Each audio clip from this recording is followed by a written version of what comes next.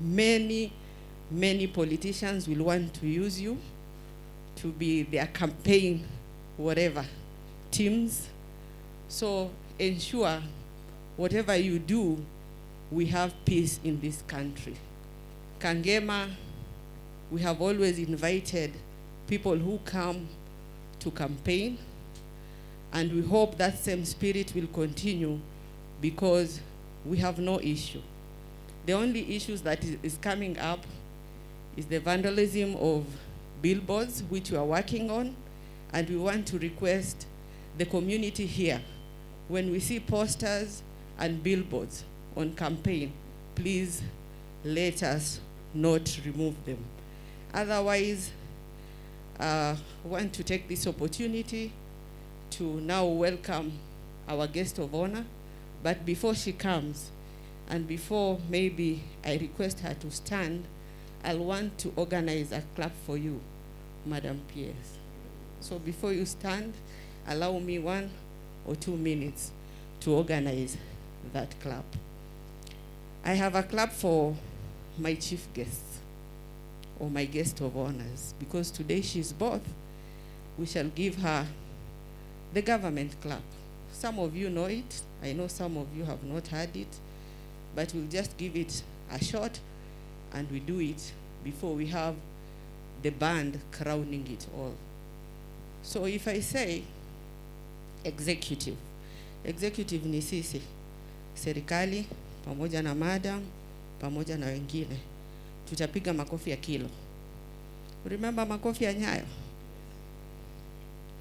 When I say judiciary, wanapiganga nyundo, si ndio? So we will use our hand and the other hand to do the clap 3 times, the way you have done it as the Nyayo clap. And then we have the legislature, where Mheshimiwa sits. They clap with their feet. So if I say legislature, you will stamp your feet as our guest come. So let me start. Executive. Executive. Executive. Executive. Executive. Executive. Executive. Executive. Judiciary. Judiciary. Judiciary. Judiciary.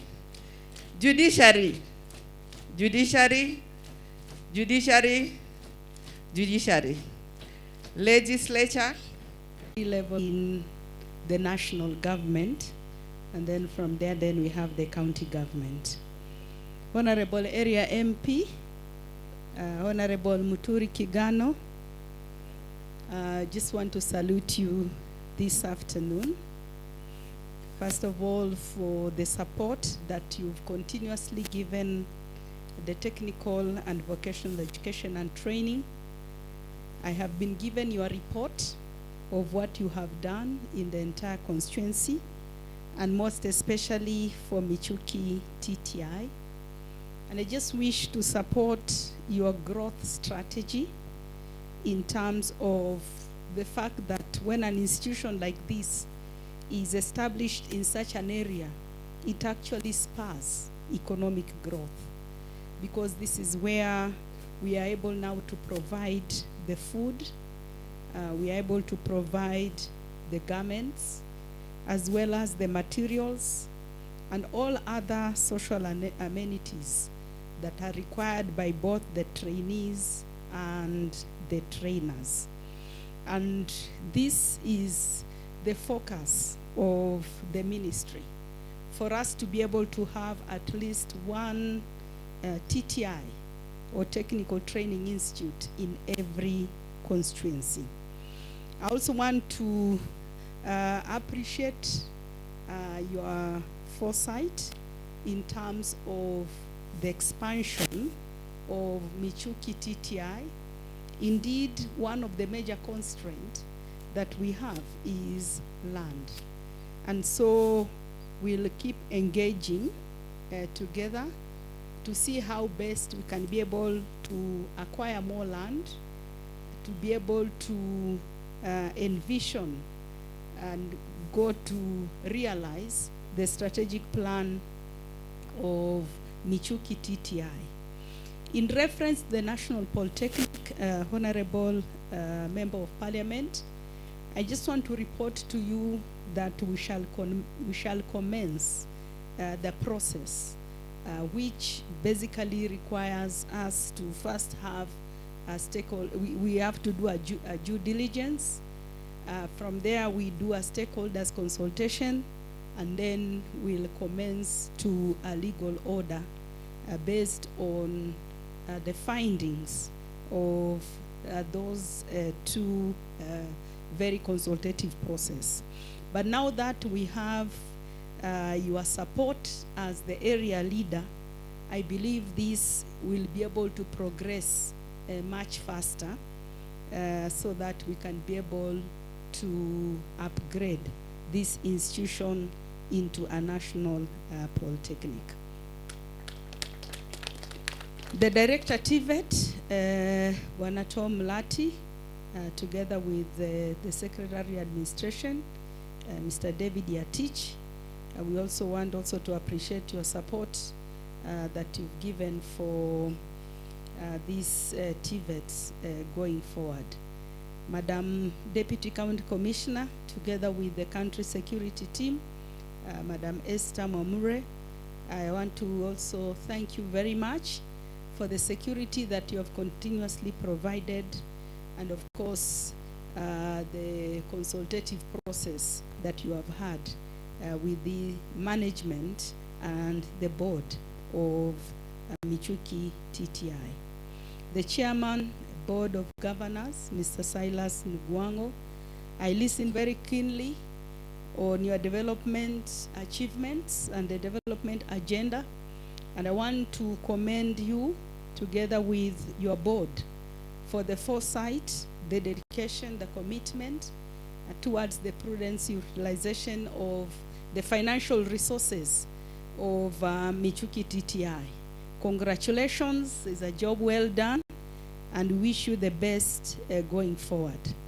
The principal, Bwana John Durangu, you've provided good leadership in this area in terms of the expansion and the realization of access and equity within our mandate as the TVET State Department. You have mentored many institutions, and we are continuously mentoring, and that's why we gave you an additional one recently. And also there's a lot of growth also that is happening among both the teaching and non-teaching staff, and you are one of those principals that we appreciate your leadership as well as your governance in ensuring that there is accountability and there is transparency in terms of utilization of public resources. Congratulations, Bwana Principal, together with your management team. The country principals here present, the distinguished guests, parents, graduates, and the parents and guardians, together with the graduates.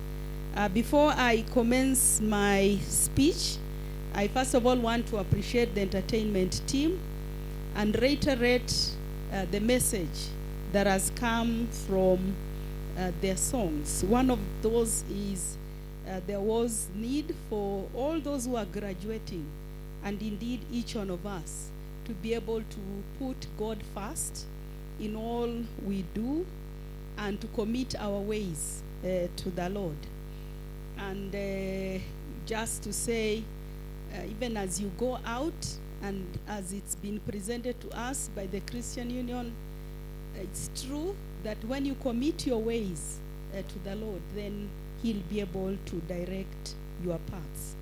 There's also a message for you to become role models and support your parents and guardians, but also the community, and to among the youth that are younger than you, who are looking up to you as our ambassadors within the TVET.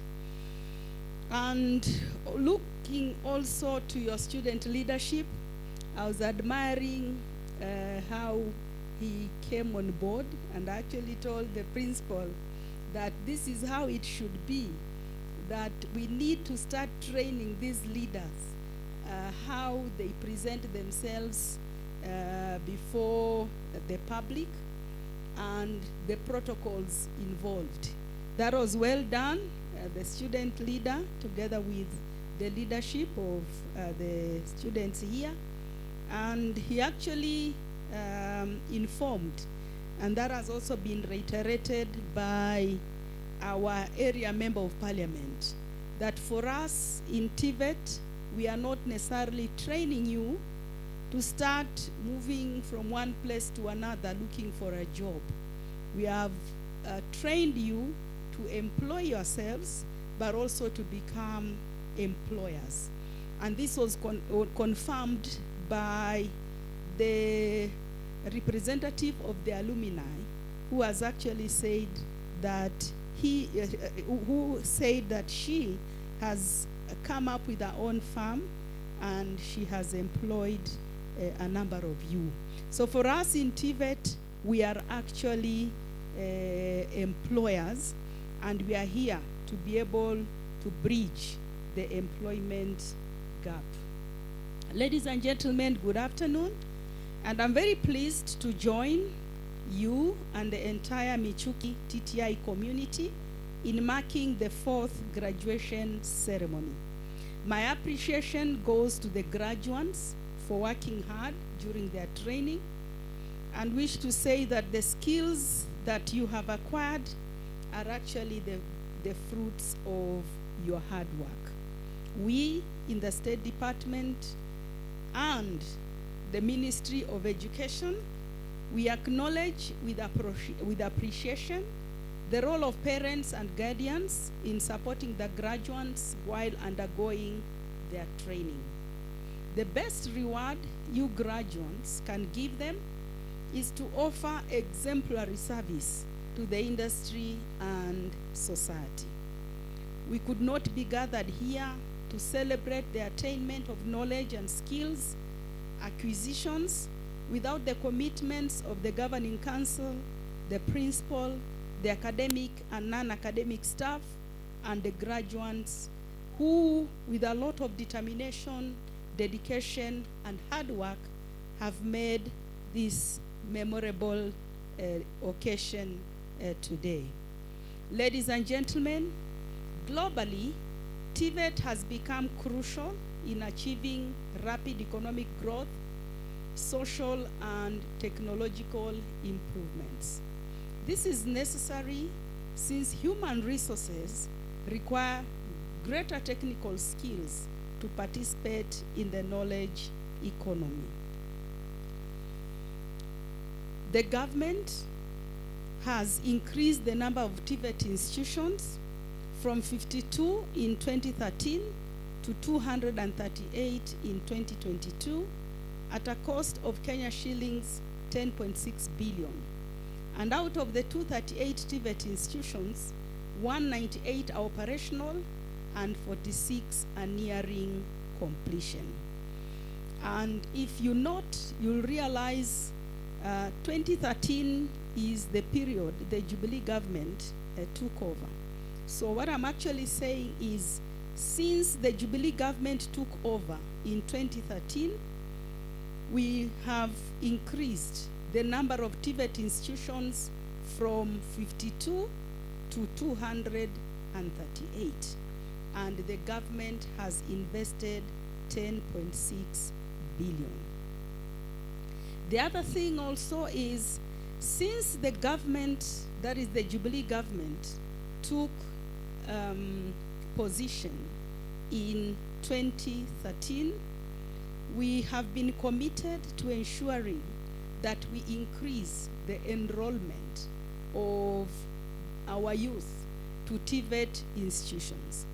So in 2013, the TVET institutions had an enrollment of 55,945, but as we speak, in 2022, we have had an enrollment of, the current enrollment stands at 249,316. And I think that is a big applause for the Jubilee government. Now, for us to be able to increase this enrollment, what has happened is the government has given a total of 10.3 billion capitation government grants and 11.1 billion HELB loans to TVET trainees, and the HELB loan began in 2019.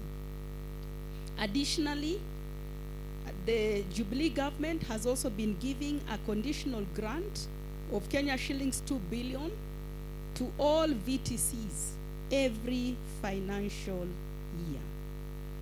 In addition, we have also given all our TVET institutions, we have actually equipped all our TVET institutions with the state-of-the-art training equipment, and this has costed the Jubilee government close to over 70 billion. So if we are going to add, and I think some of you have done mathematics, for you to be able to appreciate how the Jubilee government has been committed to its youth agenda and ensuring that their skills development and skills transfer towards the realization of Vision 2030. We have in total provided close to over 120 billion to the development of TVET institutions since this government came into place. Again, the expansion, as you are aware, sometimes it has not been so commensurate with the number of trainers. And I'm happy to inform you that we have an approval from the Public Service Commission to recruit 3,000 trainers to be able to address the current shortages in all TVET institutions. I thought that you will clap. And why you never clapped for the government, for the 120 billion? Can you also clap for that? Now, out of these 3,000 trainers, we are going to recruit 1,000 in the coming financial year. Already the budget has been provided. You only need to talk to the boards and the councils for you to appreciate this kind of commitment from the government to be able to provide additional trainers. I know the boards and also the councils have recruited trainers, and a number of you are here. We want to see how best, and I believe the director is hearing this, how we can give you priority when it comes to this recruitment, because you already have the experience.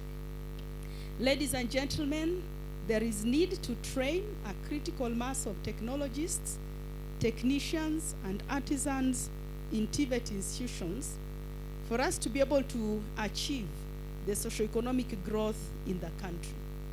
Therefore, TVET institutions are expected to design demand-driven programs to be able to bridge identified skill gaps in the diverse fields. I note with satisfaction the role played by Michuki TTI in the implementation of the government's policy on TVET education. Worth noting is the infrastructural expansion in training and accommodation facilities. As you are aware, in the 2017-2022 strategic plan, the Institute managed to complete the library and electrical and electronic complex, extended the dining hall and the perimeter wall, and constructed a 386-bed capacity men's hostel and drilled a borehole, among others. Congratulations. In the same period, the Institute has increased enrollment from 724 in 2017 to 3,996 currently.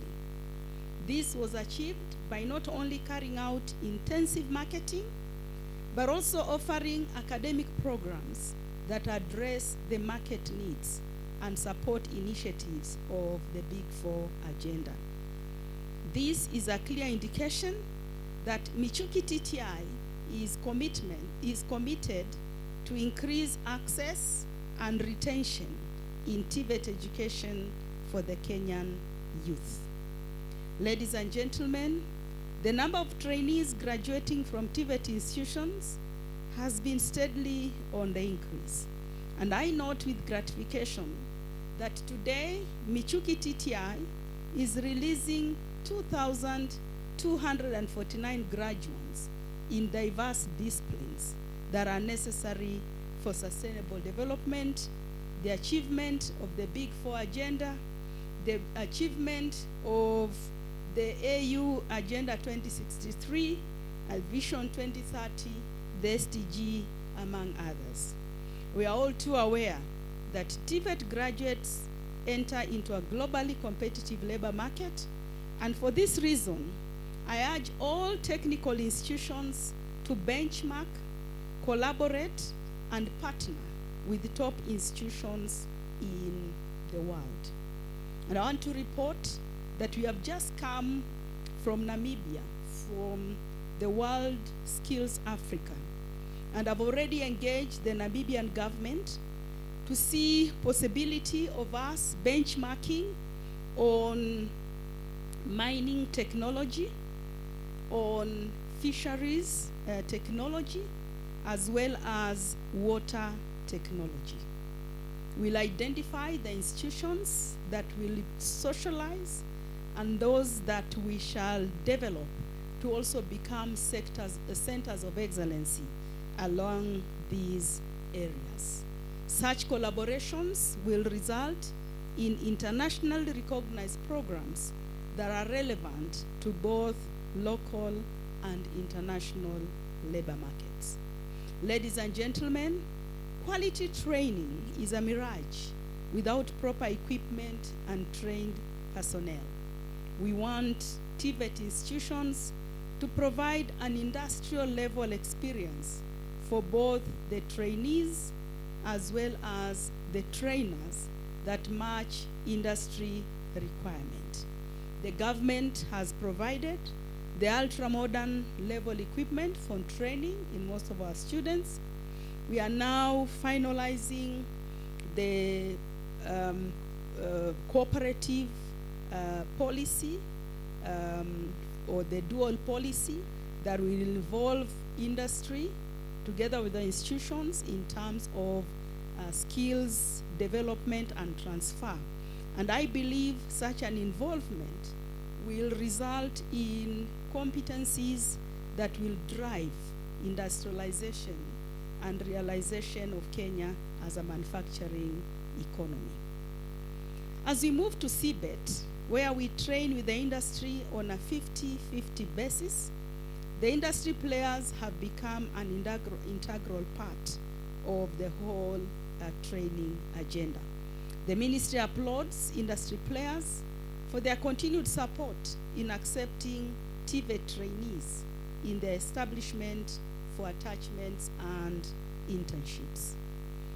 Ladies and gentlemen, Vision 2030 envisions Kenya as an industrialized middle-income country that will be able to provide high quality of life to all her citizens who will live in a clean and secure environment by the year 2030.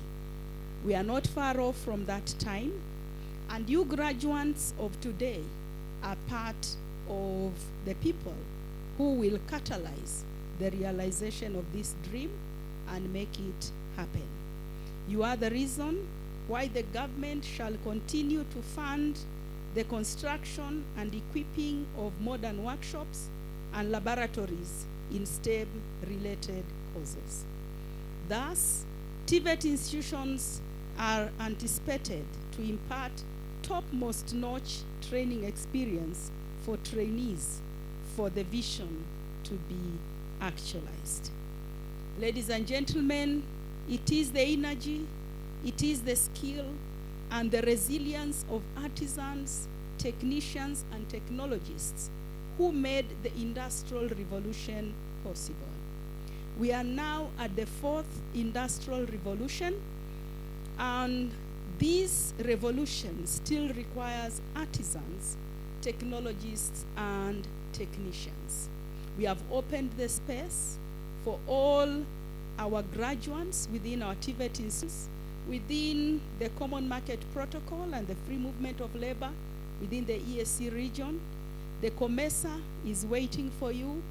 We are now implementing the African Free Continental Trade Area, and we also are implementing AGOA, and there are discussions with America and other related countries for you to be able to go out there and offer the skills that are required at the global market.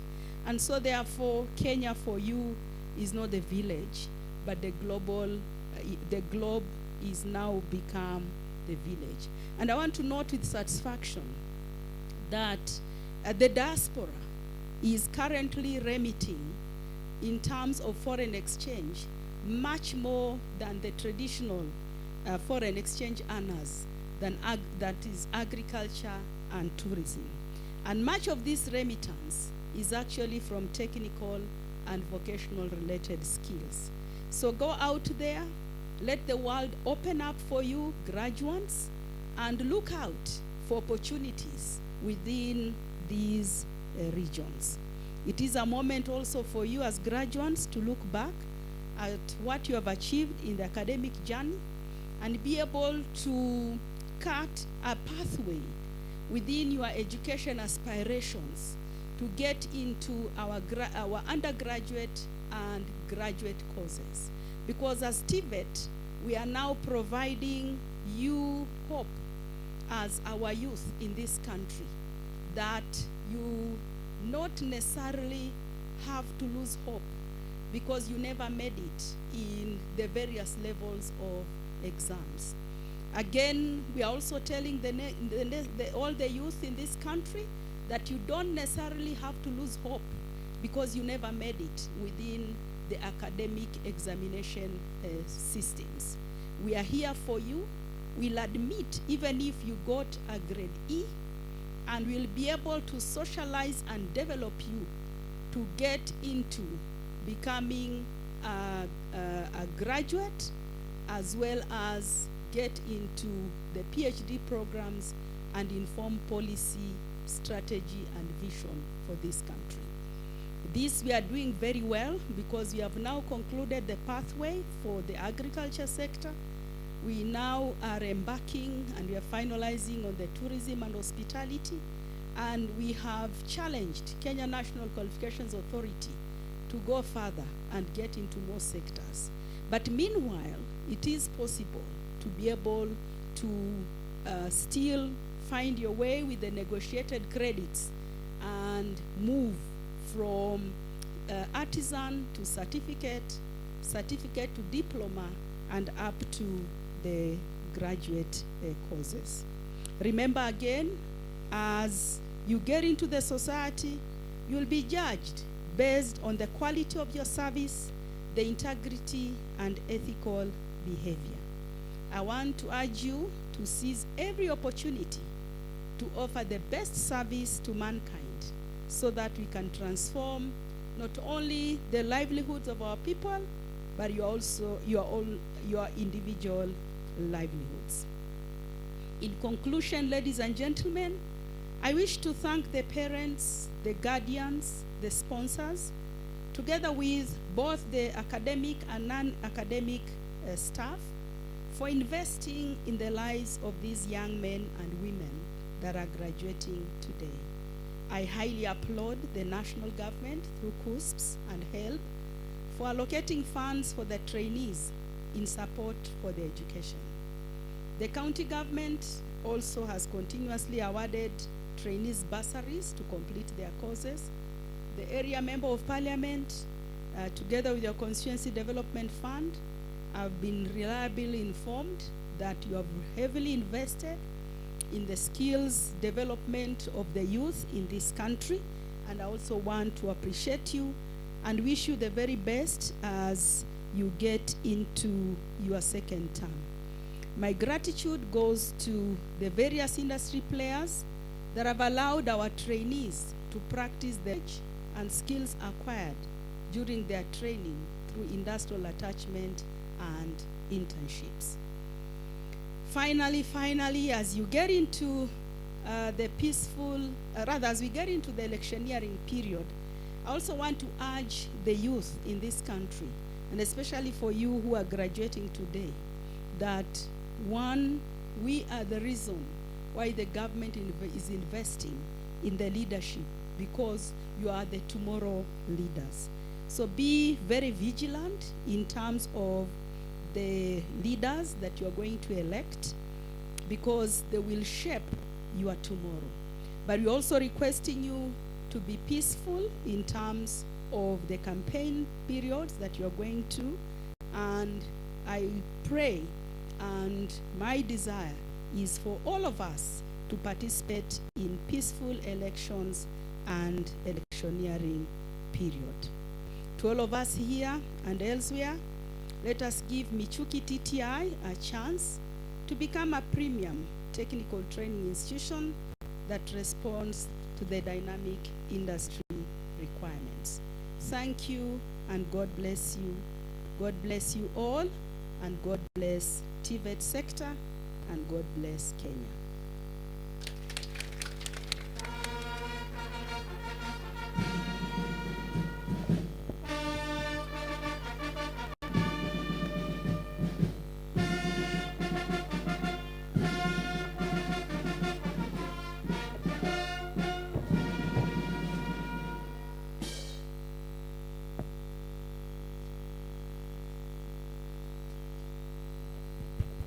Thank you very much. The chief guest of honor, Madam PS, for the word of advice, caution, and direction on where we are heading to. At this juncture, I'll call Mr. Wachira, the registrar.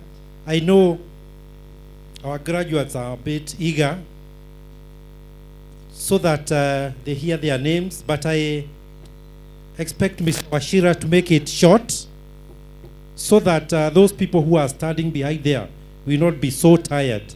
So use the best method to call the graduates through the HODs, and we have other activities that are to follow after that.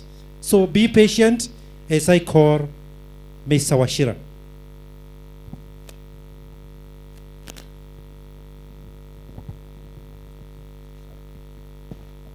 Thank you.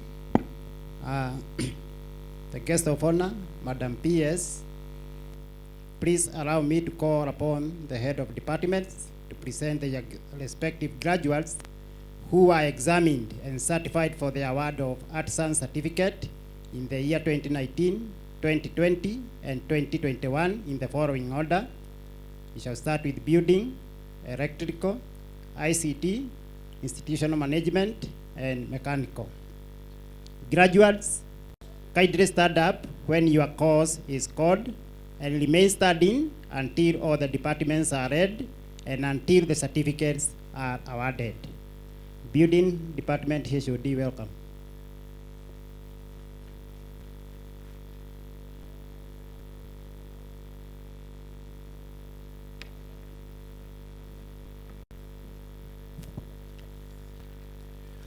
My name's John Kenya, Head of Department, Building and Civil Engineering Department. The guest of honor, Madam PS, please allow me to present the following artisan graduates who are examined and certified for the award of Artisan Certificate for the year 2019, 2020, and 2021. For the sake of time, Artisan in Plumbing, credit 44 students in number, starting with serial number 1, Gashehe Leonard Kagu, and ending with number 44, Waweru Muhwaga Brian. Could you kindly start? Pass 259 students in number, starting with Ann Waitherero and ending with serial number 259, Winfred Wanja Wailema. Kindly also start. Then I move on to Artisan in Masonry. Credit 8 students in number, starting with Galua Julius Mwangi and serial number 8, Mogo Dennis Mwangi. Kindly also start. Then pass 18 students in number, starting with Brian Gashui and ending with serial number 18, Wajiro Peter Boru. Kindly start. Thank you.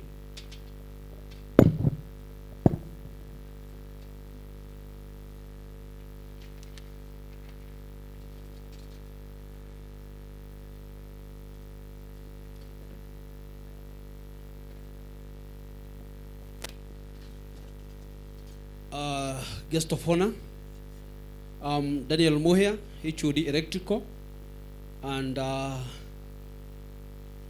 guest of honor, Madam PS, please allow me to present the following artisan graduates who were examined and certified for the award of artisan certificate in the year 2019, 2020, and 2021. Starting with artisan, credit, there are 25 students, so you should stand. From number 1, Chege Eric Karoga. Number 25, Wagoi Paul Rugi. So they stand. Then, for the artisan certificate in electrical engineering, pass, we hand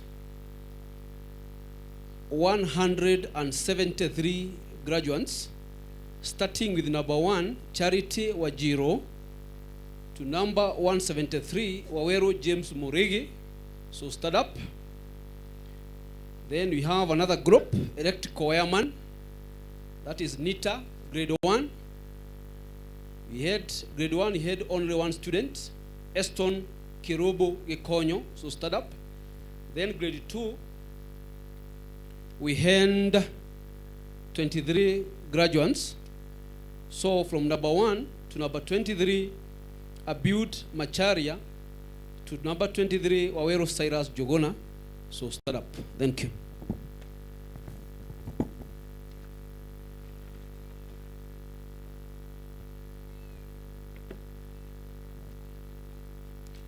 The chief guests, Madam PS, please allow me to present the following artisan graduates who were examined and certified for the award of artisan craft for the year 2019, 2020, and 2021 in computer operator training course, grade 3.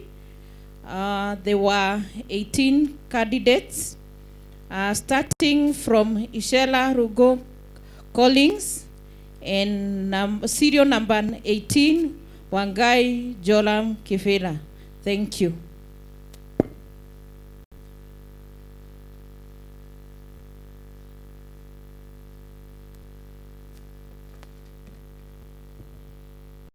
My name is Grace Jogona, Head of Department, Institutional Management.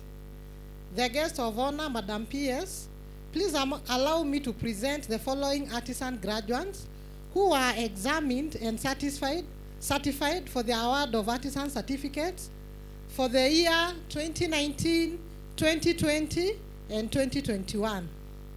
Artisan certificate in food and beverage, credit, starting with number 1, Amogweri Newton Begsen, to number 43, Wanjiro Elizabeth Wanjiku. Pass, Waithaka Doreen Wanjiro. And the last number, 133, Wawero Immaculate Wanjiro. Then we go to artisan in fashion design and garment making. Credit, number 1, Mogo Agnes Mindo, and number 4, Watua N. Rasua. Artisan in fashion design and garment making, pass, number 1, Caroline Wamboi Kenywa, all the way to number 36, Waroe Masi Njeri. Then we have certificate in hairdressing and beauty therapy, grade 2, number 1 or the first serial number, Abud Masharia Wanjiro, all the way to the 72nd graduate, Yvonne Washera Wanjiko. Grade 3, certificate in hairdressing and beauty therapy, the first graduate, Abigail Wairimo Njoroge, and there are a total of 209 graduates. The number 209, Grace Wanjiko Kenyanjui.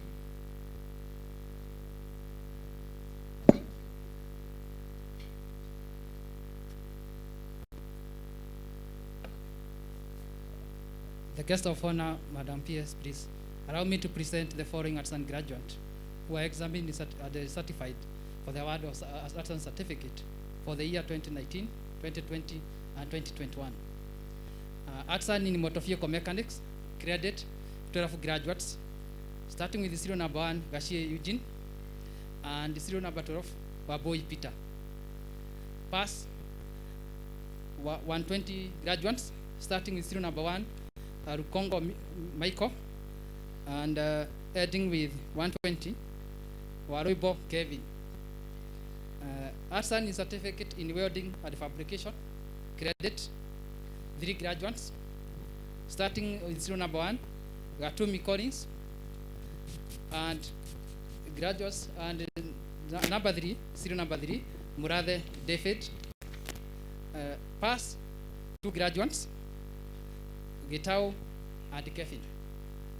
Thank you.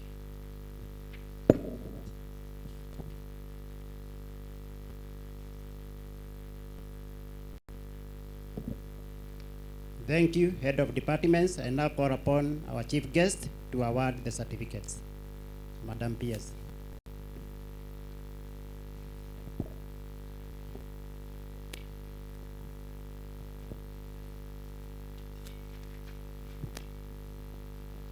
In accordance to the TVET Act number 9 of 2013, I award you the artisan certificate for which you have been examined and certified accordingly.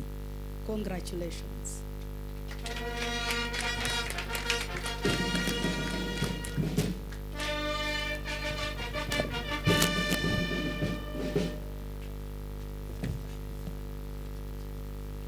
Thank you, Madam PS.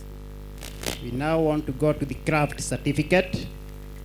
The guest of honor, Madam PS, please allow me to call upon the head of departments to present their respective graduates who are examined and certified for the award of craft certificate in the year 2019, 2020, and 2021 in the following order. We start with building department, business, electrical, ICT, institutional management, and finally, mechanical. Graduates, kindly stand up when your course is called and remain standing until all the departments are read and until the certificates are awarded. Welcome, HOD Building.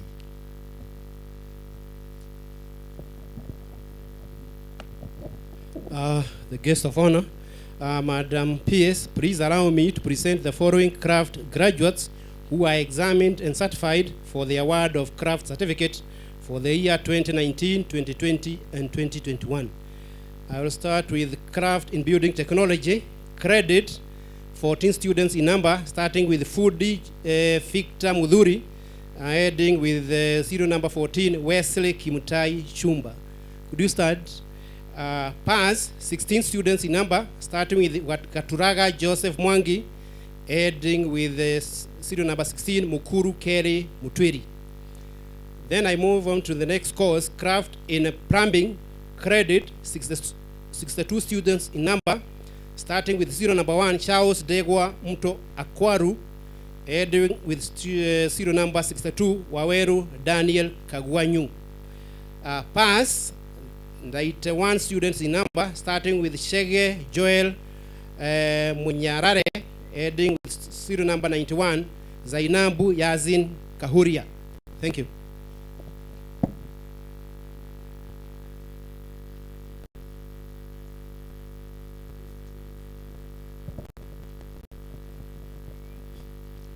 The guest of honor, Madam PS, please allow me to present the following arts and graduates who are examined and certified for the award of craft certificates for the year 2019, 2020, and 2021. Certificate in secretarial studies, number 1 to number 11, starting from with Kamau Faith Mudhoni and ending with Watolo Cecilia Wagoi. You can stand up wherever you are. Then we have certificate in accounting and management skills, level 2, pass. There are 5 of them, starting with Beatrice Jerry Karaoke and Virginia Mudhoni Mwangi.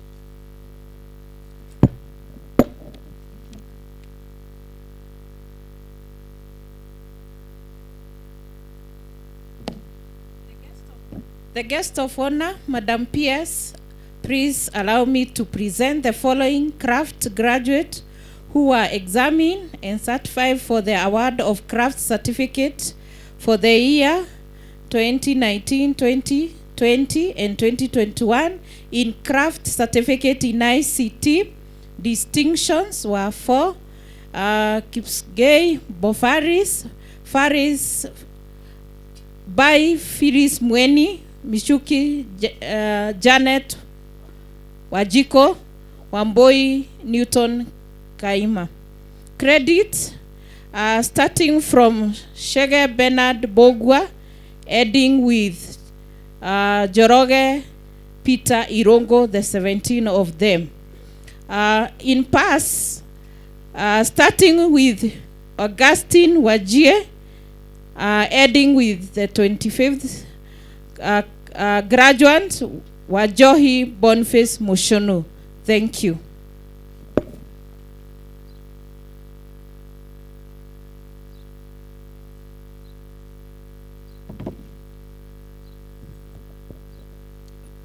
The guest of honor, Madam PS, please allow me to present the following craft graduates who were examined and certified for the award of craft certificate for the year 2019, 2020, 2021. For the craft certificate in electrical and electronic engineering credit, we had that the 7 students, starting from number 1, Gitao Dennis Karanja, 37, Wajiro Paul Mwangi, stand up. Then for the pass, we hand that the 4 graduates, number 1, Chege Peter Mwangi, to number 34, Wajiko Joel Muchoki. Stand up. Thank you.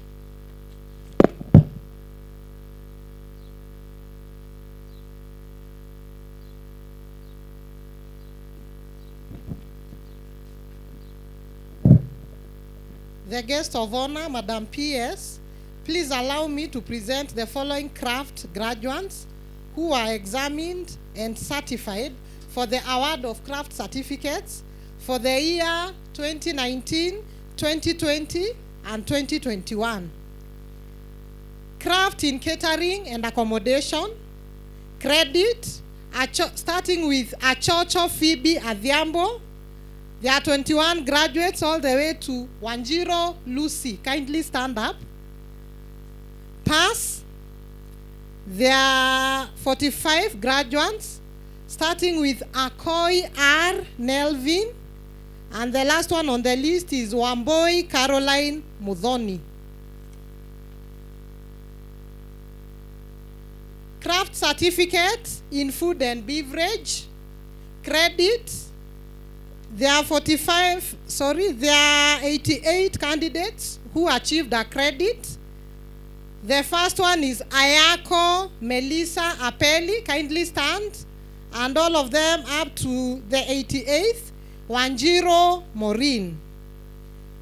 Pass, we have 58 candidates, 58 graduates, starting with Abigail Zilani Matata, kindly stand. The 58th is Wawero Brian Jenga. Then we have craft certificate in fashion design and clothing. We had one candidate who achieved a distinction, Jerop Vivian. We have 68 candidates who achieved a credit from number 1 up to number 68. The first candidate is Adhiambo Brenda. Number 68, we have Wingo Esther Nyaboke. Graduates who achieved a pass, there are 3. We have Kehogo Roslyn Joki. And the third one is Mwenga Faith Kamene. Thank you.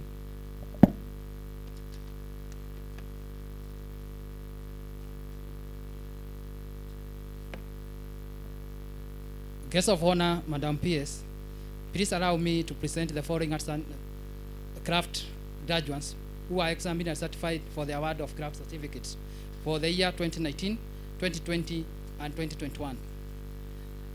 Credit, 17 graduates, starting with Njege Justin, and number 17, Washo Dennis. Pass, starting with serial number 1, Eric Kamau, and ending with the serial number 22, Wagira Amos. Thank you.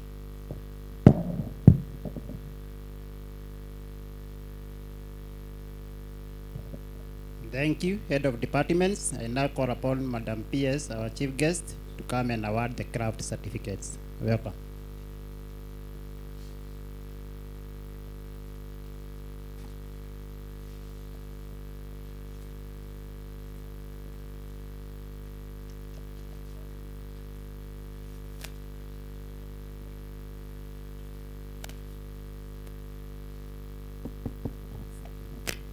In accordance to the TVET Act number 29 of 2013, I award you the craft certificate for which you have been examined and certified accordingly.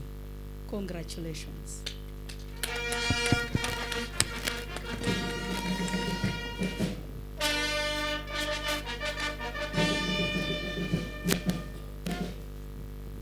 Thank you. We now move on to the last group, and this is the diploma group. So the guest of honor, Madam PS, please allow me to call upon the head of departments to present their respective graduates who are examined and certified for the award of diploma in the year 2019, 2020, and 2021 in the following order: building, business, electrical, ICT, institutional management, and finally mechanical. Graduates, kindly stand up when your name is called and remain standing until all the departments are read and until the certificates are awarded. Welcome, HOD Building.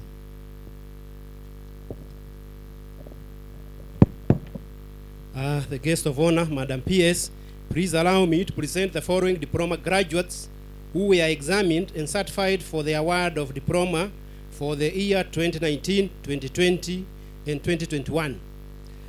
Diploma in Building Technology credit with Shege, Irongo Kefa, Kivunja, Kimani, Mwangi, Degwa, Wamoyo, and Wanjama. Pass, we have Gwandi, Masharia, Mainge, Mogo, Mudhoni, Mwangi, Delito, and Dwega. Diploma in Civil Engineering distinction, Aluko Ezekiel. Credit, Abdurahi, Yekonyo, Githenji, Kamau, Karanja, Karioki, Kiarie, Kenodia, Kenyuru, Muturi, Rafael. Pass, Bunda, Githua, Mogo, Nganga, Godho, Jehia, Jogona, and Wanza. Thank you.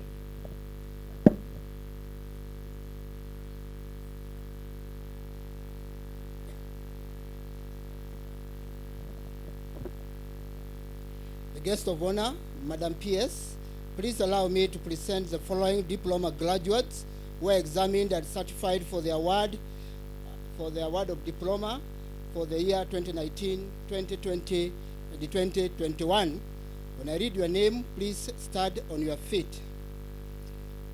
Diploma in Supply Chain Management, distinction, Adhiambo Cynthia Odhiambo, Wageshi Jacqueline, Wajiko Luce Waithira.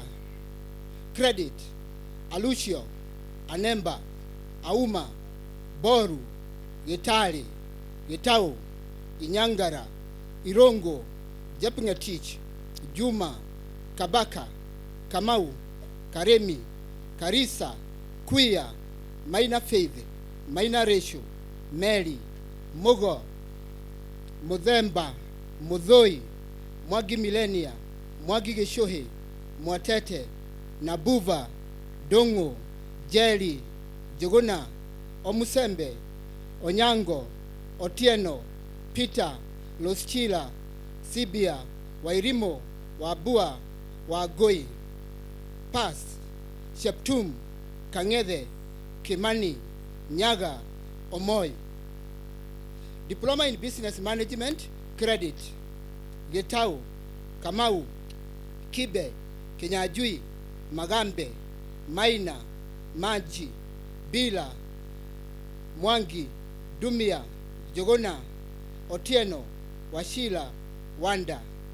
Pass, Barasa, Fatuma, Kengori, Maina,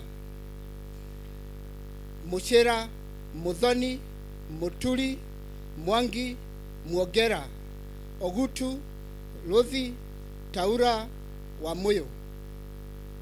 Diploma in Cooperative Management, Credit, Mogore, Jogona. Diploma in Human Resource Management, Credit, Anido, Kenovia, Maina Milka, Maina Monica, Mugendi, Jogona, Osondo, Wakarura, Wajiro, Waweru. Pass, Gashoka, Mwangi, Nasimiu, Joroge. Diploma in Secretarial Studies, Credit, Asuma, Sherop, Molevi. Pass, Karaoke. Certified Public Accountants 4, CPA 4. Pass, Agnes, Christine, Irene, Justus, Peter. CPA 3. Pass, David, Faith, Lynn, Philomena, Rashid. Accounting Technician Diploma 3. Alice, Amos, Anastasia Wagoi, Anastasia Morugi, Crispus, Cynthia, David, Dennis, Edwin, Emily, Eunice, Eva, Faith, Francis, Gashuru, Geoffrey, Jacqueline, John, Kamau Cecilia, Kamau Eva, Maina, Margaret, Mwangi, Mwaneki, Philemona, Rashid, Sala, Tabitha, Telesia Mukami, Telesia Jerry, Virginia, Walter. Thank you.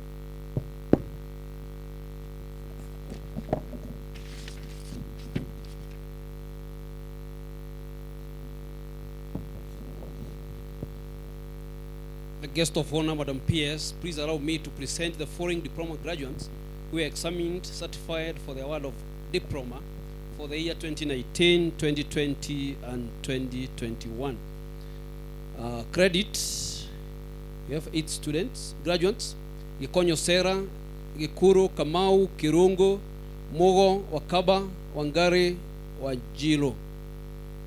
For the pass, 25 students: Gashehe, Gadogo, Kamande Ann, Kamande Peter,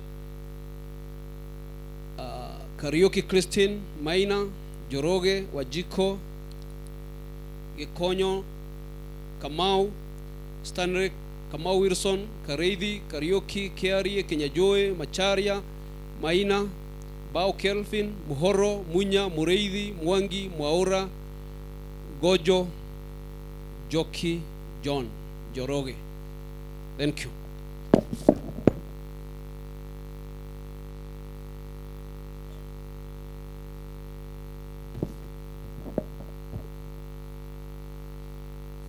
The guest of honor, Madam PS, please allow me to present the graduates who are examined and certified for the award of diploma for the year 2019, 2020. Diploma in distinction. There are 7 graduates. Muino Vincent, Dirango Dominic, To Nelson, Wayego Christian, Wawero Rispa, Mutuko Mary. Credit.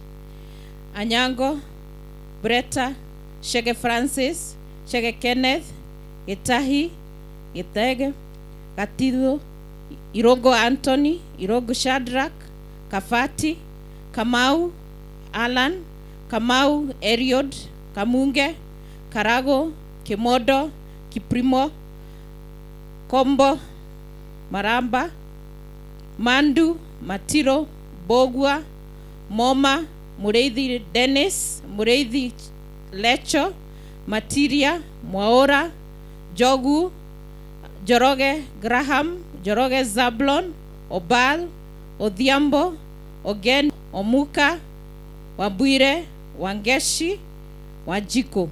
Pass. Shege, Danando, Elima, Gazi, Gatambo, Irongo, Kagwadhi, Kemani, Kiptaras, Masharia Abija, Masharia Margaret, Maina Dennis, Maina James, Maina Recho, Manyore, Boro, Mukigo, Mukobo, Munyi, Murege, Mutai, Mudhiani, Mudhoni, Mwangi, Dilango, Nyawera, Zomo, Obita, Oigara, Wajiko, Wanyoike, Munyinyi. Thank you.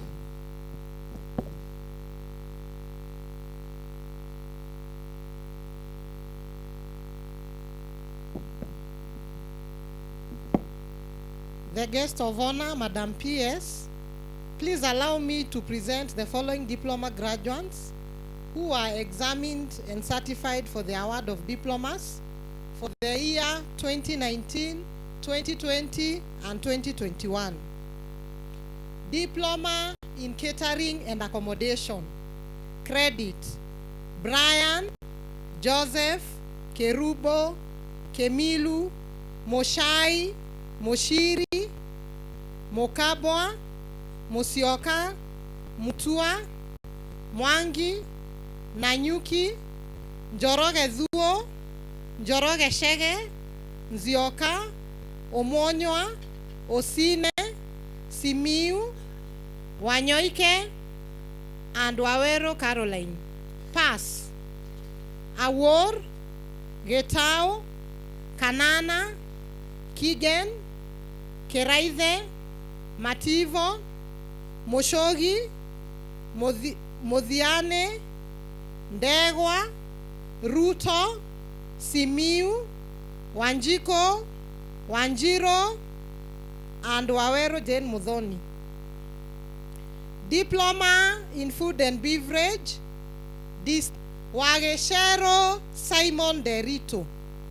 Credit: Akivambo, Geshia, Getonga, Irongo, Kahobi, Cairo, Kamau Joffrey, Kamau Kennedy, Kamau Winnie, Kelei, Kemani, Kimeo, Kengori, Kerondi, Kionjori, Kipto, Kore, Masharia, Mahia, Maina Caroline Duta, Maina Mary, Maina Masi,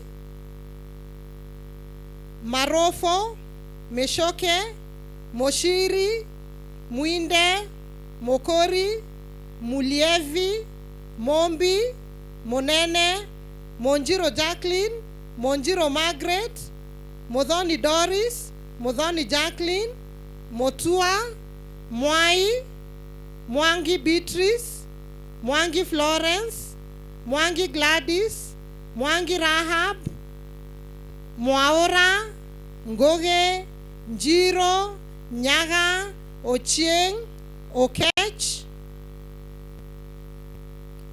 Okumu, Washira, Wafula, Waihora, Wairimo, Wambua, Wangoi, Wanjao, Wanjiko, Wateto, Watono, Wawero, and Omboi.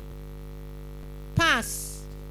Buire, Gaitho, Gekonyo, Kanyoji, Karea, Karaoke, Kemani, Kotut, Masharia, Maina, Mose, Mokori, Moreithi, Mwangi Charles, Mwangi Nahashon, Dirango, Nganga, Gechiri, Njeri, Njiro, Waithera, Wamboi, Wangoi, Wanjao, Wanjiro.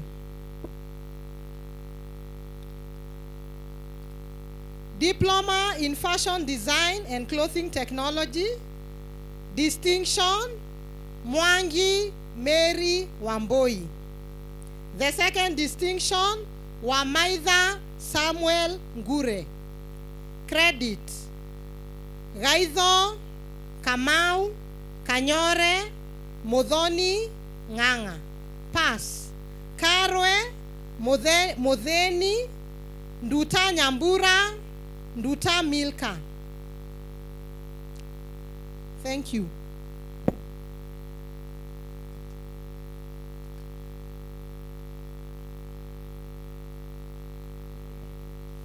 The guest of honor, Madam PS, please allow me to present the following diploma graduates who are examined and certified for the award of diploma for the year 2019, 2020, 2021. Diploma in automotive engineering, credit, Gashogo, Okwero. Pass, Barasa, Ihoba, Irogo Anthony, Irogo William, Maina, Mwangi, Oyugis. Thank you.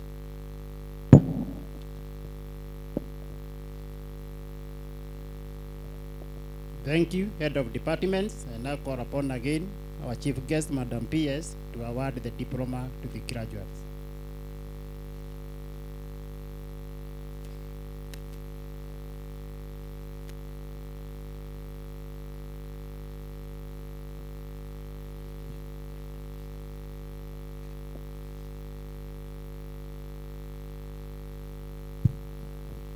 In accordance to the TVET Act number 29 of 2013, I award you the diploma for which you have been examined and accordingly. Congratulations.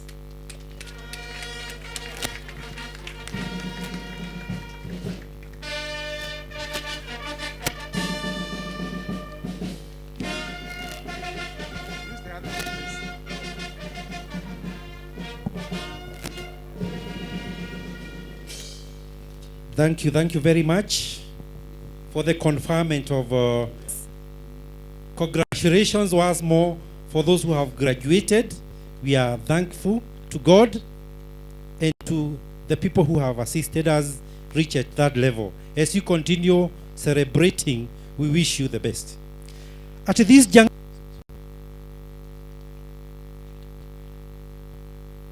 juncture, as per the program of the day, we have presentations, and before we come to the presentations, we have special awards. If you open your booklet at the back, you see the special awards, and I shall call upon the BOG chairman to call the best performing students in various areas. I'll call him upon to call those one in academic up to number 6.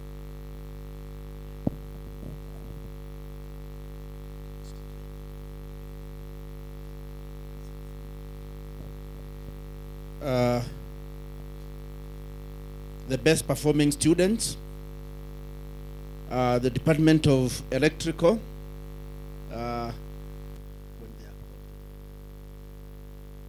when you are called, you come to the red carpet. Hello? When you are called, you come to the red carpet. Electrical, Wajiro Peris Mudhoni. Mechanical, Gashogo Charles Kariuki. Building, Aluko Ezekiel. Business, Wajiko Luce Waithera. ICT, Mutuko Mele Bula. IM, Wamaitha Samuel Gure. Kindly arrange yourself from electrical to IM. Yes.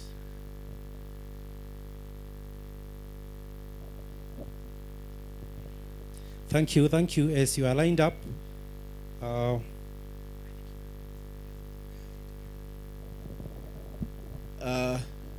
was waiting for somebody to come.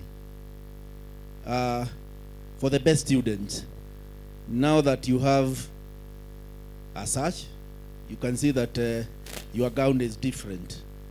We want the heart. Okay? Don't stop there. The sky is not even the limit. Thank you very much for topping your classes, but that is not all. Top the world, and welcome to the world of technology. Thank you very much. Thank you very much. Thank you very much, Madam Rinda. Maybe I can see they have gifts, and I'll still call upon the chairman to give the gifts to the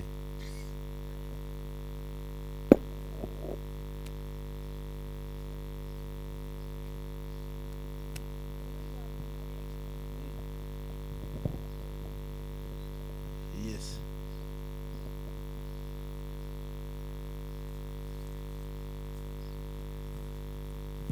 Wajiro Paris Modoni, electrical. Congratulations. Karibu sana.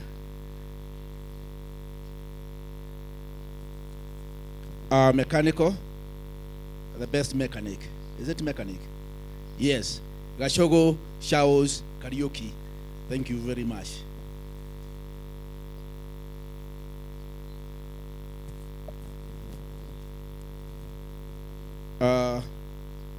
This is which department? Building technology. We need many houses. Aluko Ezekiel, congratulations.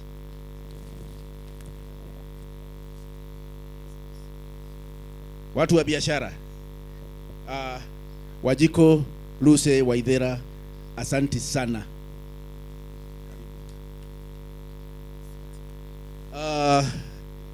ICT. Very well done. Karibu sana. Thank you very much. Mutuko Mere Bula.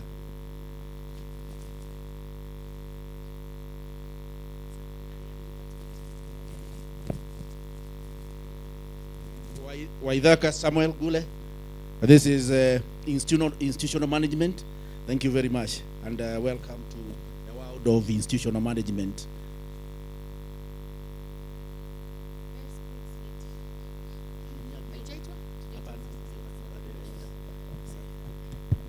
Asanteni sana. At this juncture, I would like to call the county director this region, Mr. Charles Nyota, to award those in sports and those in industrial attachment.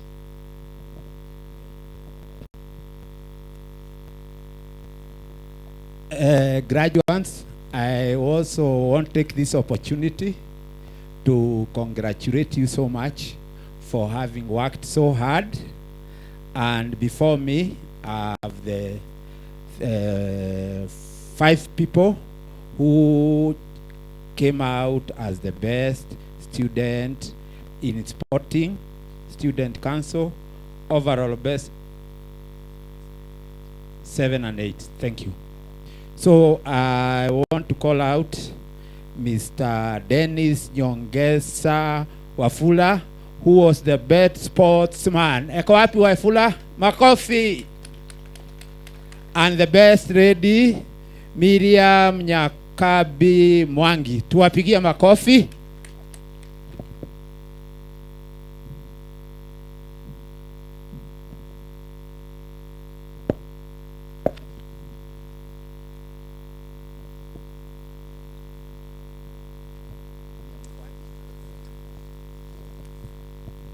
Dennis Nyongeza, karibu sana for the good work. Continue working hard.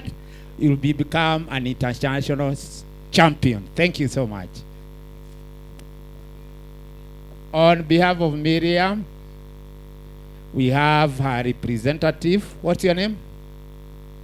Gladys. Gladys is here on behalf of Nyokabi Mwangi as the best sports lady. Congratulations.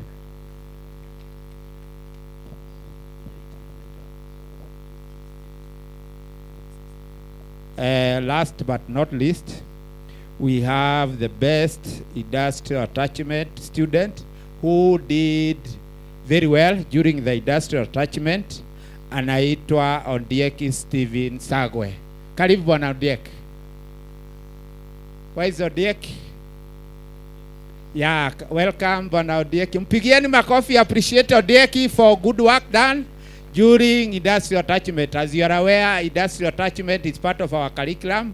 You cannot graduate in TVET without industrial attachment. Bwana Ondieki, asante sana. Job well done. Welcome. God bless you. Asante sana, Bwana Charles Nyota, for that work. Lastly, I would request the guest of honor, Madam PS, to come and also appreciate the students, the best students in a student council, and the overall best students.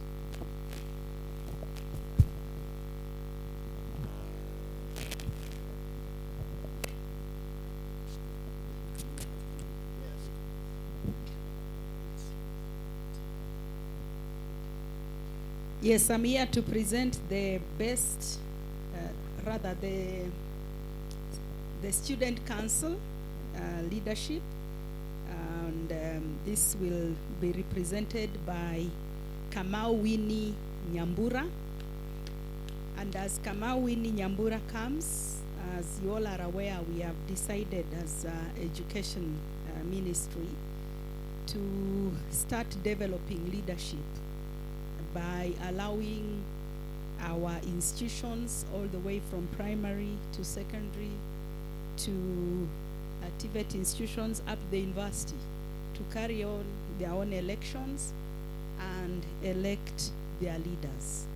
So I believe for the moment that this leadership has been led by the student council, we've had very peaceful TVET sector, but more especially, we have also seen a lot of developments within Michuki TTI. So congratulations, Winnie Nyambura.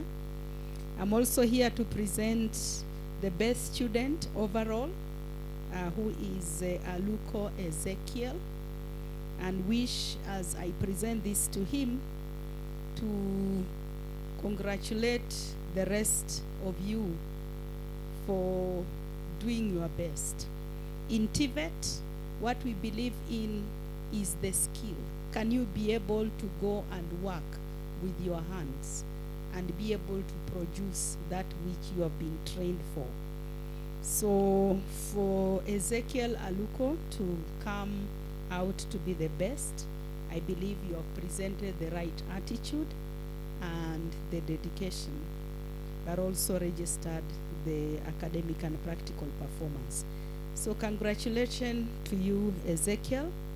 And for all of you who have been best performing, I wish you the very best outside there in the world. But even the rest of you, I believe you can be able to be the best in your various skills.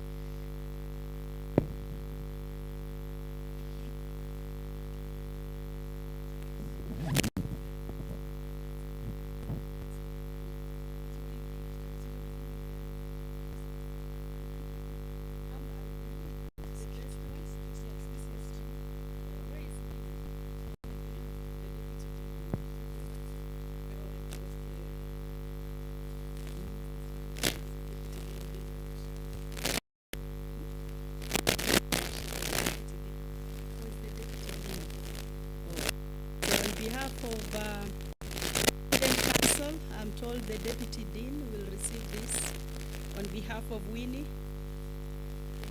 Oh, you are the one. Okay, congratulations on behalf of Winnie.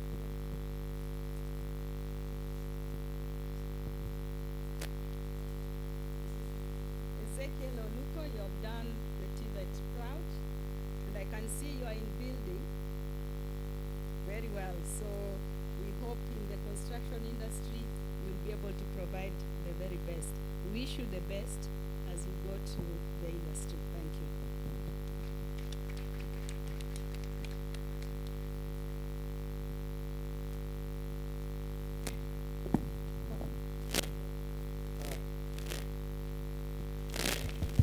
Thank you very much for that session of presentations of the special awards. At this juncture, we are coming to almost the end, but we have about 2 things to do. We have presentation of ISO 9001 to 2015 ISO IEC 2007. Our guest of honor, Dr. Margaret Mwakima, the Deputy County Commissioner. I love it that there are ladies up front. All the Director TVET, Chairman, members of Board of Governors, senior government officials present, CATI principals, staff, parents and guardians, and our graduates, distinguished guests, ladies and gentlemen, good afternoon. On behalf of the National Standards Council, the Managing Director, Lieutenant Colonel Bernard Jiraini, and the staff of the Kenya Bureau of Standards, allow me first and foremost to congratulate the graduates on this achievement, and then to congratulate Michuki Technical Training Institute for being among the first few organizations to get ISO 27001. ISO 27001 is an extremely important standard because it makes sure that the information in our organizations is secure, that it is confidential information is kept confidential, the integrity of information shared is maintained, and that information is available. So it's about information security. And I congratulate you because this is an important standard. I also congratulate you for recertification to ISO 9001 2015. Before I was the regional manager for Mount Kenya for the Kenya Bureau of Standards, I was the head of certification, and I dealt very closely with Mr. Ndirangu. And so I know him, I know he's pushy. He pushed me a lot as the head of certification and made sure that his work is done in good time and that the certificate is maintained since 2012. So because I know him well, I know that they are going to maintain this certificate and to become better and better as an institution. And therefore it is my humble duty right now to hand over the certificate of registration for ISO 9001 2015 as well as the ISO 27001 2012. Congratulations, Michuki Technical Training Institute.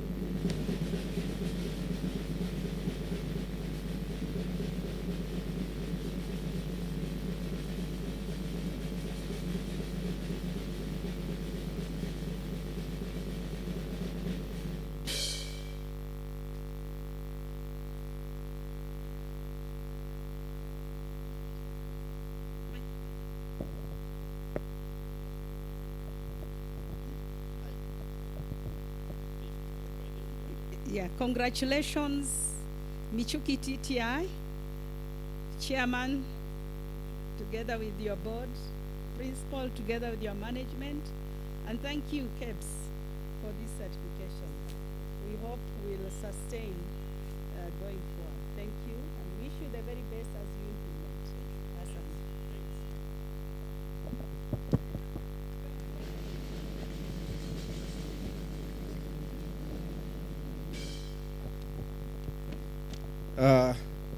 our guest of honor, Madam PS, on behalf of Michuki Technical Training Institute and all stakeholders, I acknowledge receipt of the certificate of registration for ISO 9001 2015 recertification and ISO/IEC 27001 certification respectively. Our guest of honor, in addition, I wish to affirm our commitment as an institution to conform to the two standards and also comply to statutory, regulatory, and customer requirements. Our guest of honor, my board is also committed to provide in the provision of resources needed to maintain both quality information security management system in an endeavor to achieve our mission, vision, and the general development agenda. Thank you very much. Now, the standard is ours.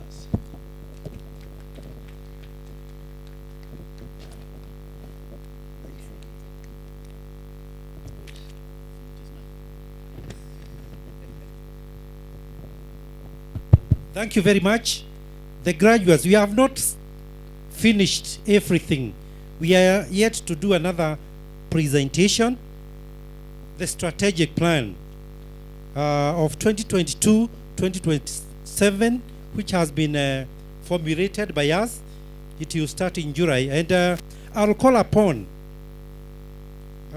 still the chief guest to acknowledge the launching of the strategic plan, pass it to the chairman of the board, and then the chairman of the board will pass it to the principal for implementation.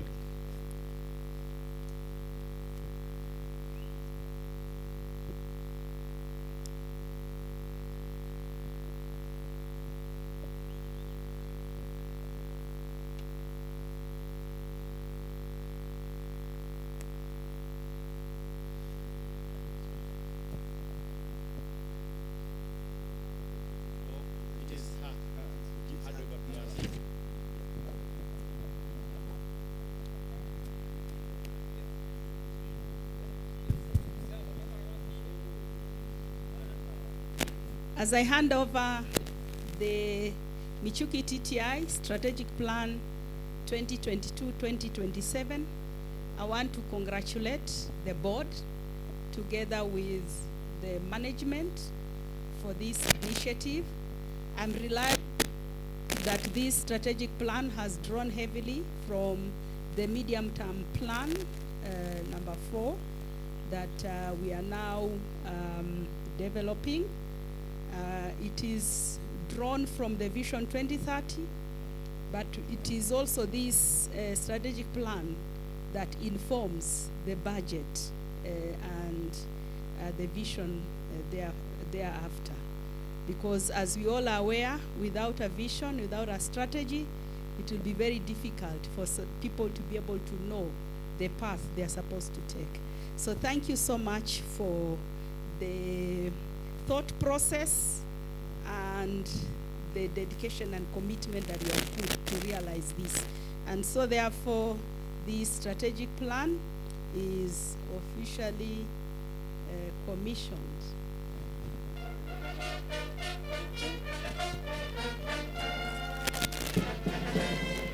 And wish you the very best as you implement it.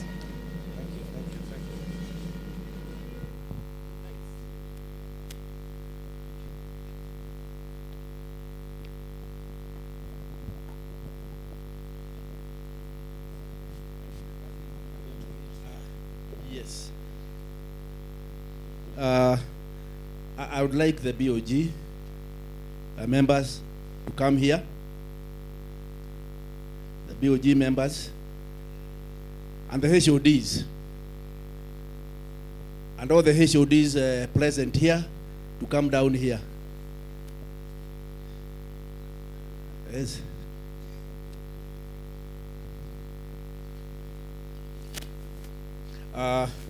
As they come, Madam PS, this work is not mine.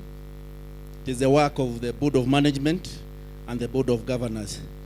So, as you unveil the strategic plan, I would like to present them in your presence because they are the one who are going to implement. Come on this side.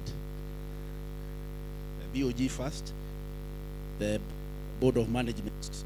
We are being told to come here, all of us, because of the camera. Tafadhali, sorry for the every step is a running plus the direction of the table.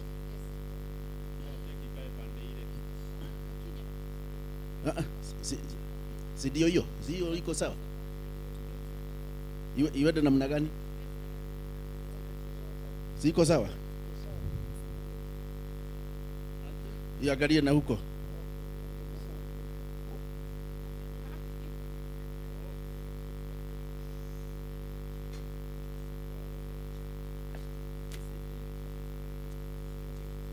It is the guest of honor who will cut after the... Yes. I have something little to say. Honorable Chief Guest, the BOG has formulated a strategic plan for the plan of 2022 to 2027. This strategic plan provides a roadmap for the institute to provide quality technical, vocational, entrepreneurial, and skills and training. It replaces the 2017-2022 strategic plan, whose progress now, 5 years later, has been nothing short of remarkable success story. Despite the progress made in the last 5 years, we still have a long way to go. As a board, we still have so much unrealized potential in this institute to ascend in the rankings, in the prestige, academic reputation in terms of trainee outcomes, size and impact of our research portfolio, and in the pride felt by our alumni and extended community about us. I'm therefore pleased that the strategic plan 2022 being launched today will steer us to the next level of a national polytechnic. Honorable Chief Guest, this strategic plan 2022-2027 is anchored on 9 pillars, which are governance, curriculum implementation and development, facilities, infrastructure, equipment, machine and tools, resource mobilization and management, human resource and development, ICT integration, research and innovation and development, linkages, partnership and networking, enrollment and tracer studies.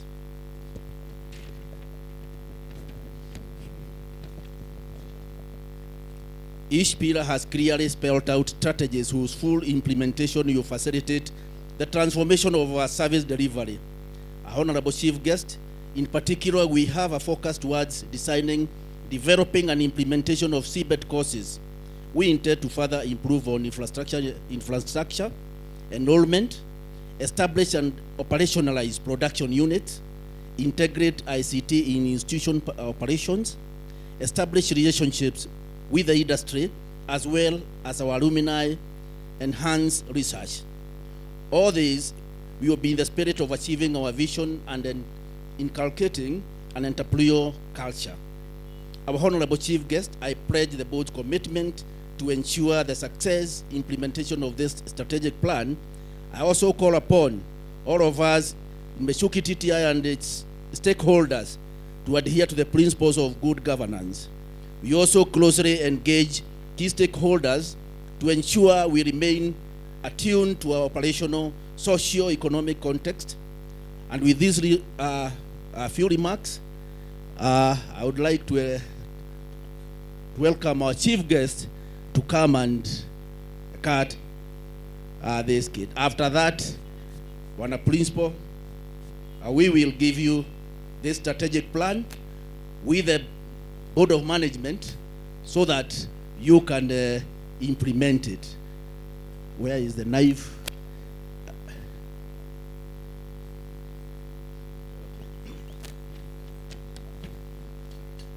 Inaisha.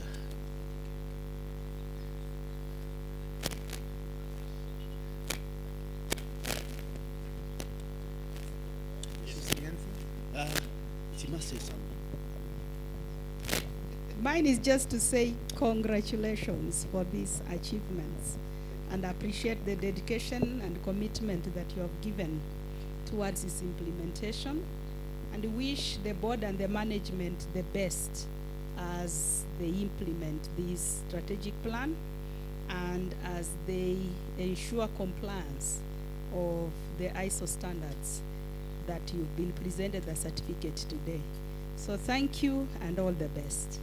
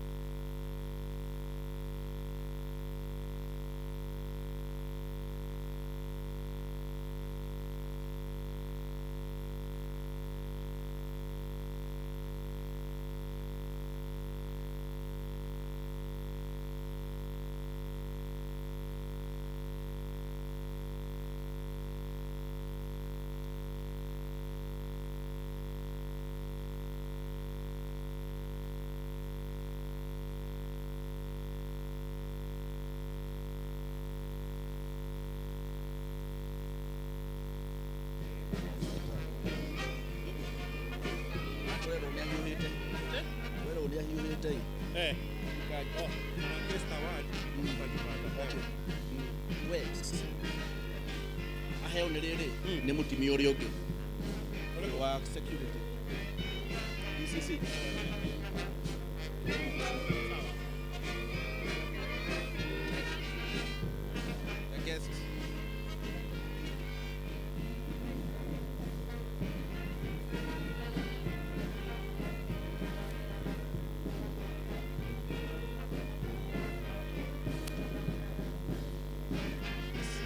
Serviettes.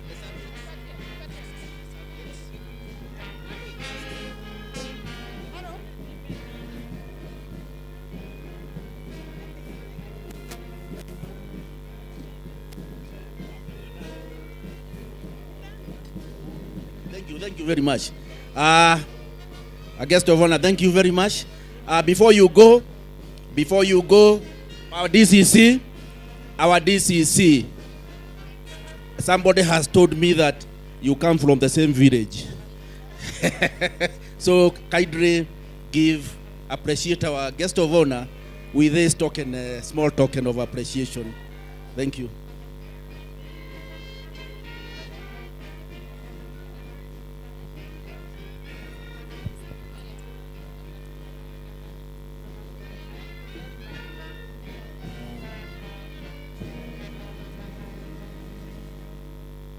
Hey, Makofi. Thank you.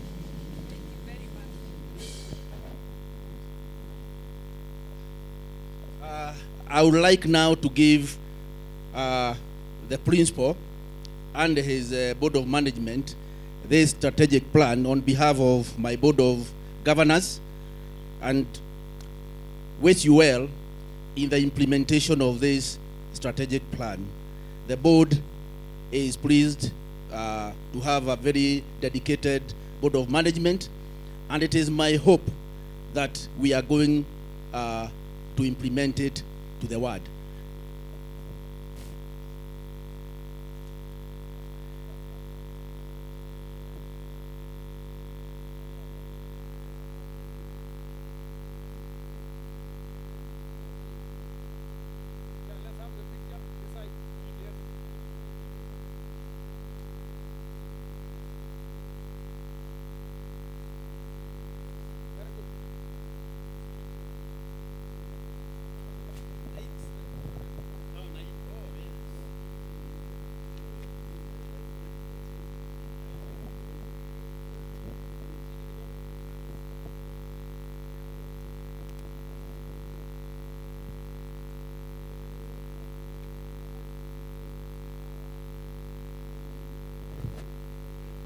Thank you very much for that occasion of presentation.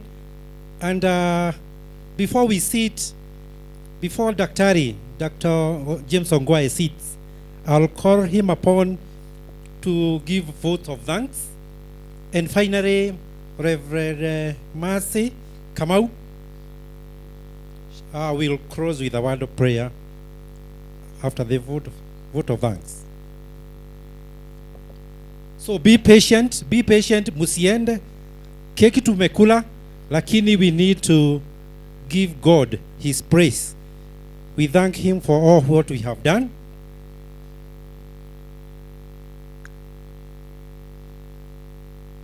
Karibu.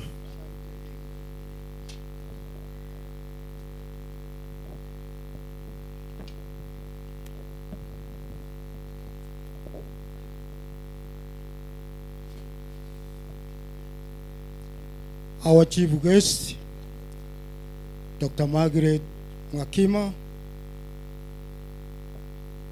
Deputy County Commissioner, Kangema Sub-County, our MP who has just gone for another function,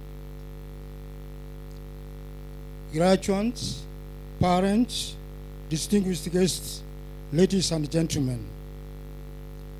It is now my humble duty and responsibility to offer the Michuki Technical Training Institute for the graduation ceremony vote of thanks.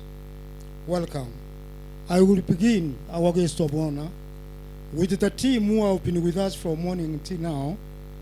That is the Kenya Prisons Band, who have given us good fanfare. Their presence has to be recognized.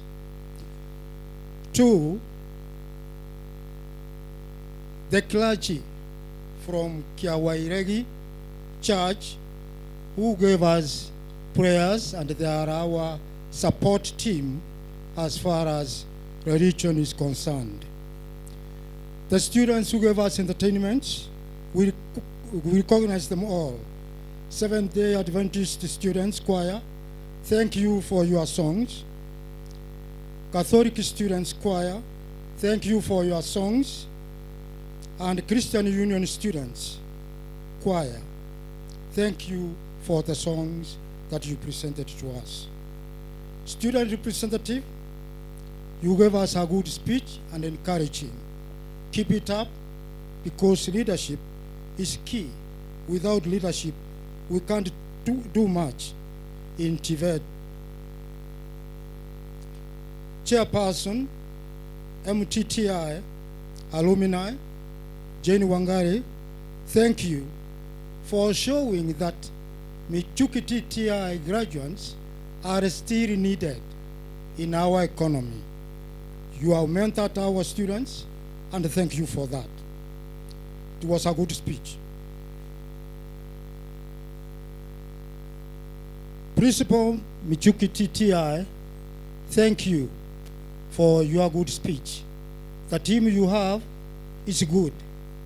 We recognize the top management, and we also recognize your colleagues, CATI team or fraternity. Their encouragement is good.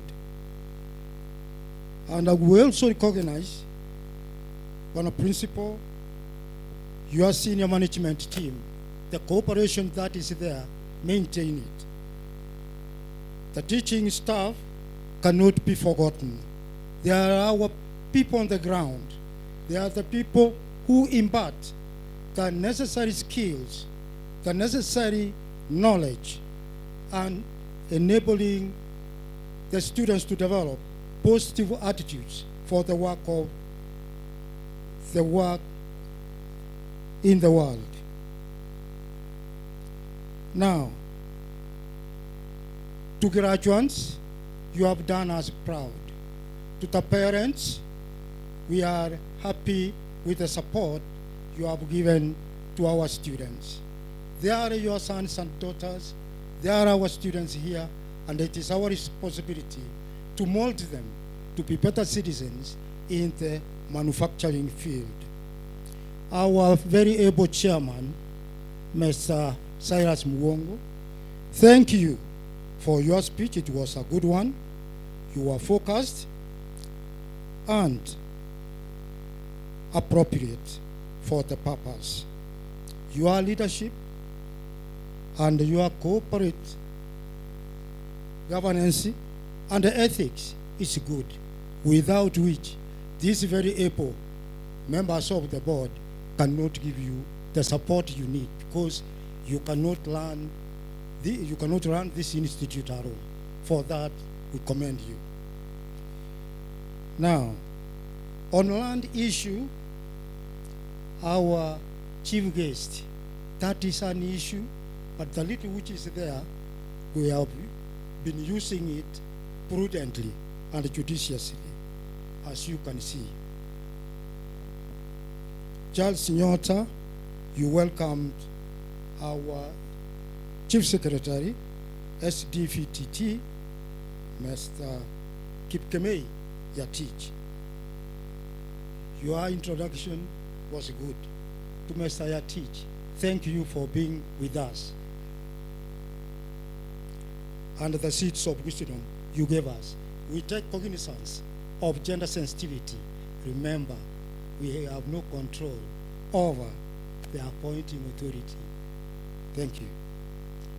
Now, Area MP Honorable Muturi, we recognize your presence, and the speech that you gave was an encouragement, and we will take out from there to work with you keenly, because you are passionate with Michuki TTI in terms of support.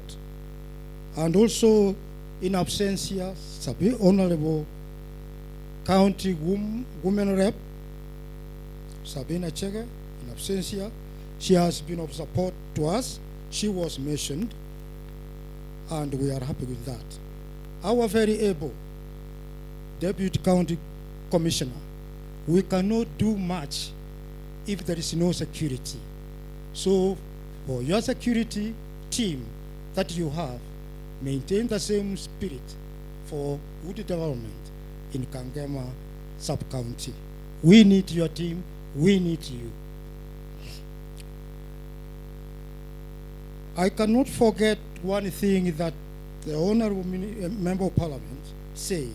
He said, God is capitalistic. And I also add to that, God is orderly. God is a God of order, is a God of rules, is a God of discipline. And that is our chief guest. That is what we also uphold. Chief Guest, Dr. Margaret Mwakima, Principal Secretary, State Department for Vocational and Technical Training. Your speech was excellent. I don't know if I am biased or not. The findings that you gave us today, especially on legal implications and concerns for upgrading Michuki TTI to national polytechnic status, was very encouraging, and we feel happy that you are also equally concerned. The day this will be realized, we will be happy, and we cannot forget you and that contribution. And for that we say thank you, and may God bless you for taking care of Michuki TTI. The development agenda, you commended it. We are going to maintain that. We also congratulate you because good things are shared. When you congratulate us, we also congratulate you for the work you are doing for this great nation, Kenya.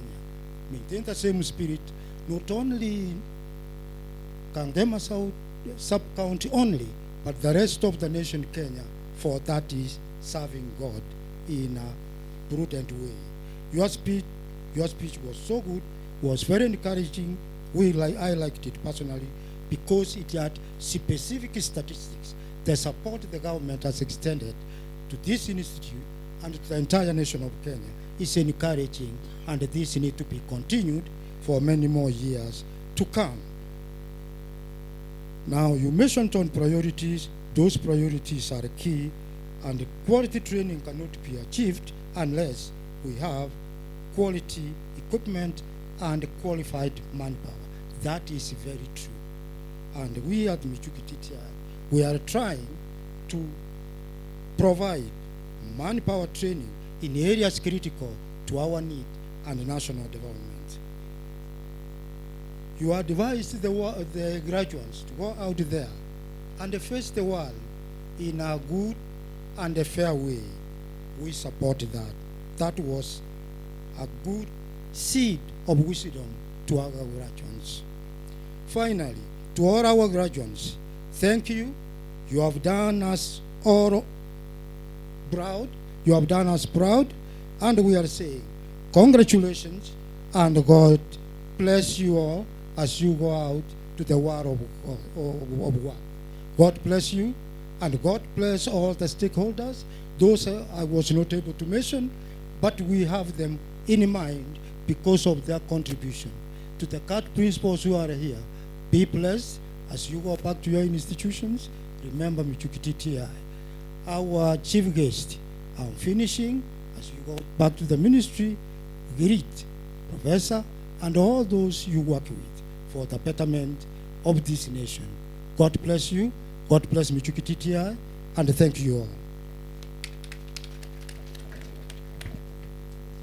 Thank you, Dr. Ogwe. Now I call upon the Madam Reverend Mercy to close with a word of prayer. I, Simon Joroge Muturi, I am the deputy principal. I've been the MC for this particular session. As the principal dissolve the congregation, we will end with prayers. Welcome, principal.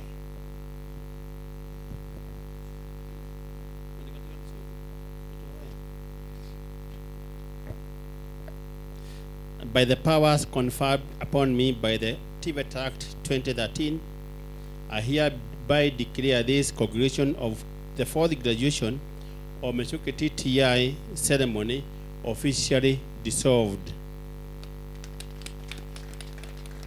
I'll call Madam Reverend Mercy to close the session in order of prayer. Thereafter, we shall be led by the bard.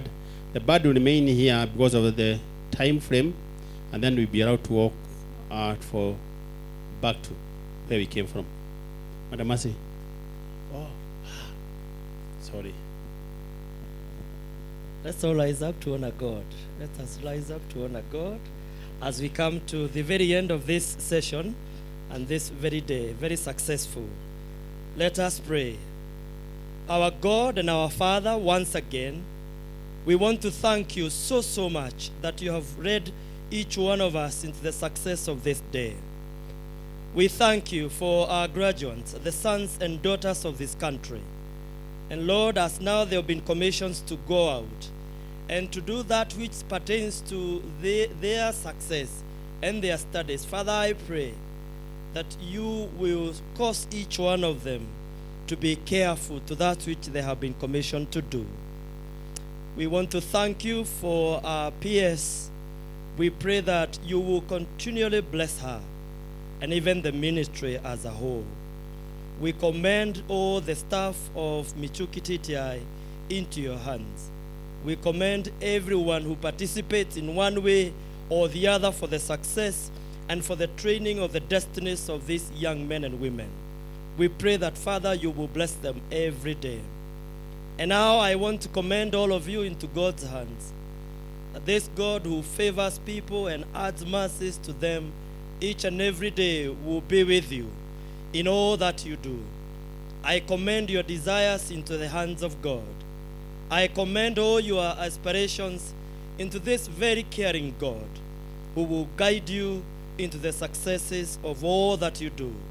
And now as we now break to go afar, I pray that the Lord will protect each one of you. And as we continue with this election period, I commend each one of you into the very able hands of God for his guidance. And now I ask that the Lord will bless you. He will bless your going out and your coming in. In the name of God the Father, the Son, and the Holy Spirit.